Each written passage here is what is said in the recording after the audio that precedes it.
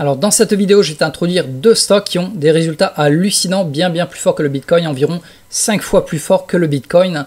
Donc là, si par exemple on regarde depuis 2023, comme tu vois sur les bougies, en fait ça c'est le Bitcoin, on a fait combien? 76%. Félicitations, c'est pas mal.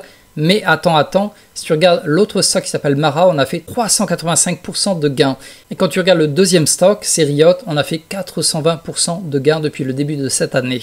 Donc non seulement dans cette vidéo, je vais t'introduire les deux stocks Mara et Riot et qu'est-ce qu'ils ont dans le ventre, mais également je vais te montrer la méthode de trading en 3 minutes pour faire du scalping avec ces deux stocks.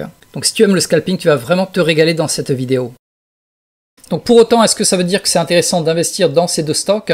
La réponse est non. En fait, ces deux stocks sont vachement intéressants pour faire du scalping. Je vais également te montrer la méthode en 3 minutes. Ou éventuellement, quand tu as un méga crash sur le Bitcoin, que par exemple Bitcoin arrive aux 25 ou 20 000, et que les deux stocks également auront plombé énormément dans leurs résultats, là ça peut être intéressant d'y placer peut-être 5% ou 10% de ton argent. Une fois que tu atteins les 100%, 200% de gains, tu revends la moitié de tes positions. Donc jusqu'à maintenant, je t'ai montré en fait la comparaison des performances. Comme tu l'as vu, c'est beaucoup plus volatile, dans un sens comme dans un autre. Quand ça se crash, en fait le Bitcoin, également les deux stocks, ils vont prendre méga cher. Cependant, quand ça monte, le Bitcoin et que le marché monte, là ça va monter d'autant plus.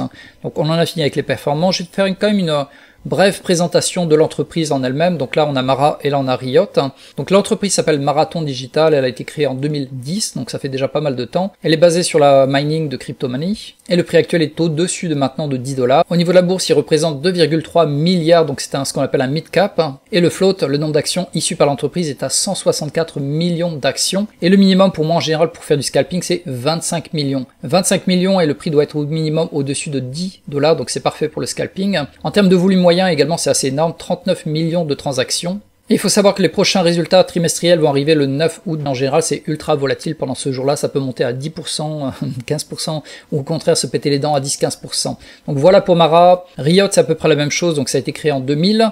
C'est pareil, crypto-money, le prix est au-dessus de 10 $. C'est un mid-cap, donc 3,2 milliards, donc c'est légèrement plus que l'autre. Là c'était 2,8, là c'est 3,2 milliards. Donc c'est pas ce que l'on appelle les penny stocks, là où ça part dans un sens comme dans un autre en quelques secondes. Également le float, donc le nombre d'actions émises, c'est 166 millions, donc c'est à peu près la même chose.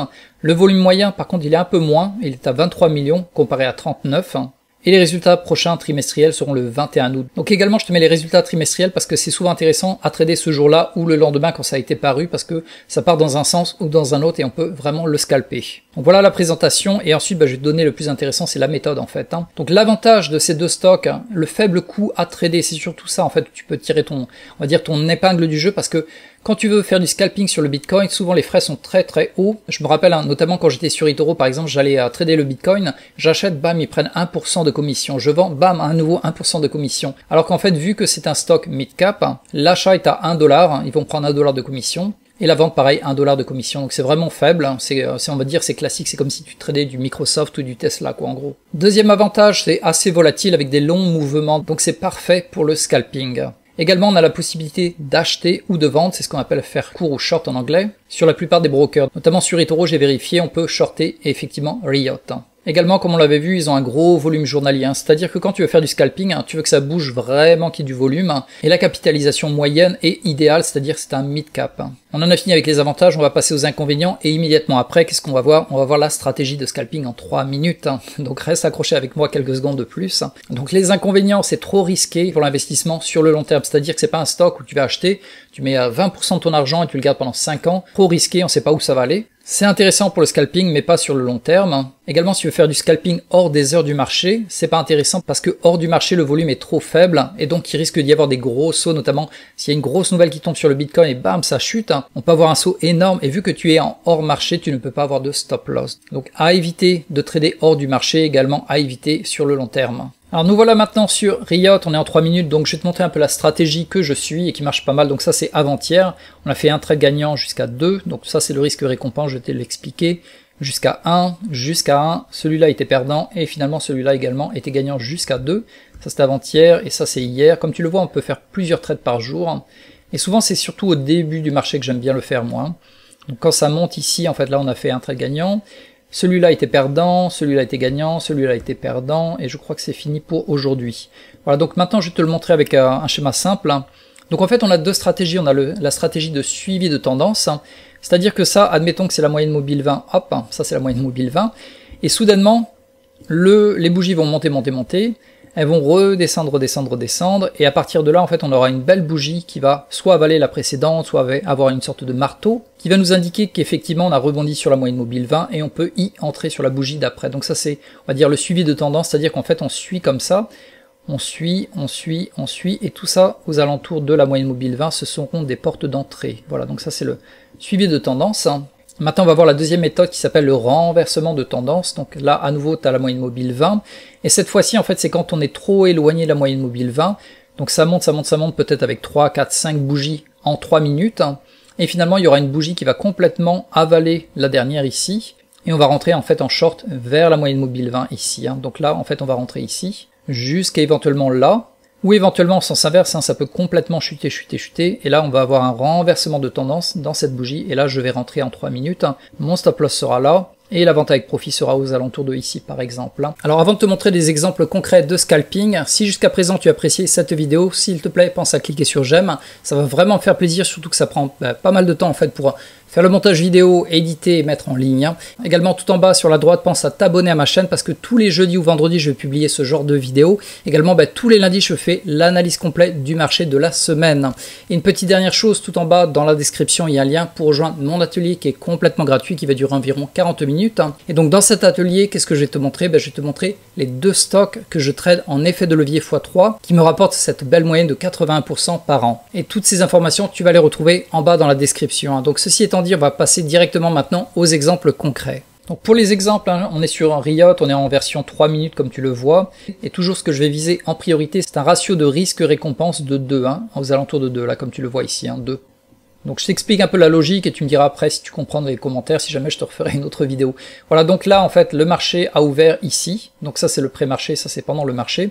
Comme tu le vois, il a pris une grosse banane en 3 minutes, en seulement 3 minutes, donc cette bougie de 3 minutes, elle a perdu combien? Si tu regardes le chiffre ici, elle a perdu 2%. Par contre, je vais te remettre par contre les moyennes mobiles, hop, je te la remets ici, la moyenne mobile 20, ce sera beaucoup plus simple. Donc on est vachement éloigné de la moyenne mobile 20 que tu vois ici en vert, et donc là en fait on aura 1, 2, 3 bougies vertes qui vont revenir sur la moyenne mobile 20, mais cependant comme tu le vois en fait on était en tendance négative, on descendait. Donc qu'est-ce que je fais, vu qu'on est proche de la moyenne mobile 20 et qu'on a une belle bougie rouge, avec 2 rejets ici, je vais rentrer à la bougie suivante en 3 minutes, je mets le stop loss légèrement au-dessus, et pour le risque récompense, je vise 2, voilà 2 environ ici. Et ce que je vais faire en fait, je vais vendre par palier, donc un tiers de mes positions je vais les vendre aux alentours de risque récompense 1, voilà donc là j'ai vendu un tiers, et ensuite quand on va atteindre 1,5 de risque récompense, je vais vendre un autre tiers, et finalement le dernier tiers je vais le vendre aux alentours de 2. Et si jamais on n'arrivait pas à 2 et que ça se retournait contre moi, éventuellement je peux vendre également légèrement avant ici. Donc voilà, pour ce trade on a été quand même jusqu'à 2, et ça je te le minimise.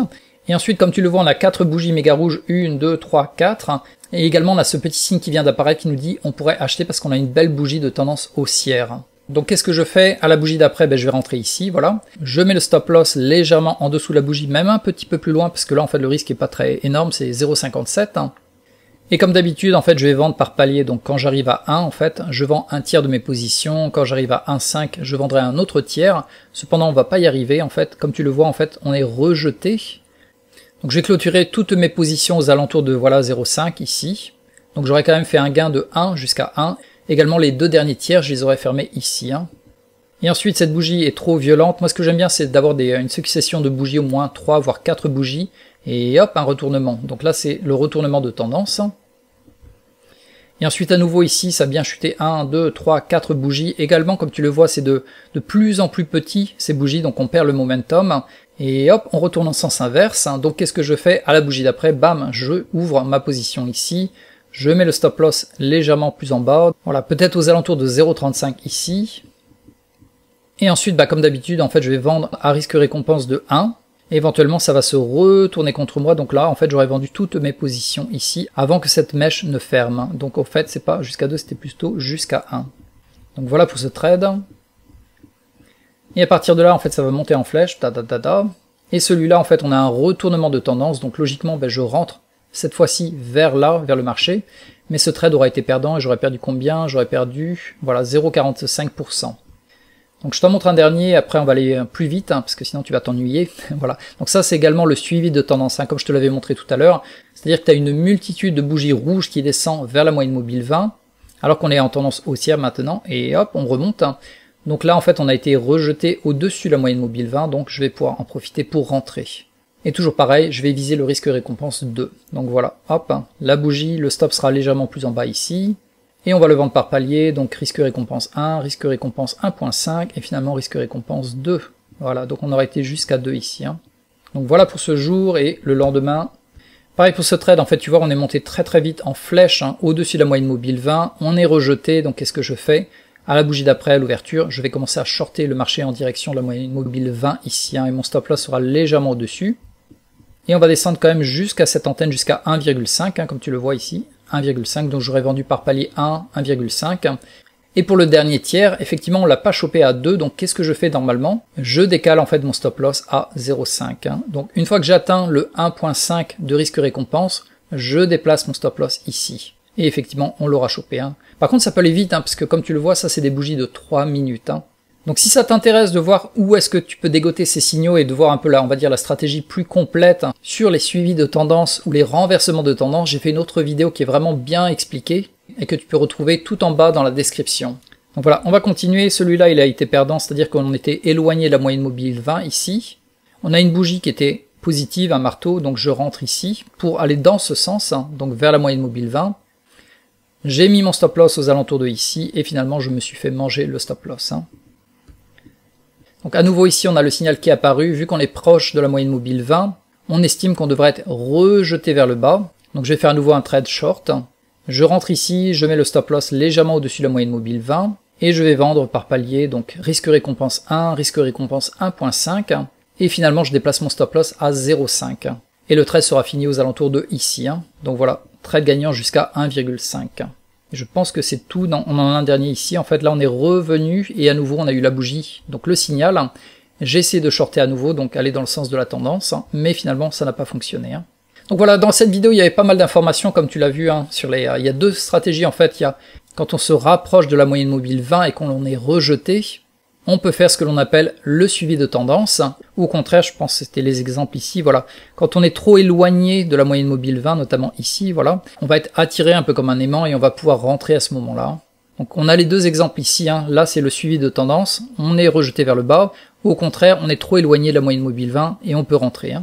Voilà, donc on arrive au bout de cette vidéo, comme tu l'as vu, tu peux t'amuser à trader Riot et Mara, c'est pas mal en version 3 minutes, donc du scalping.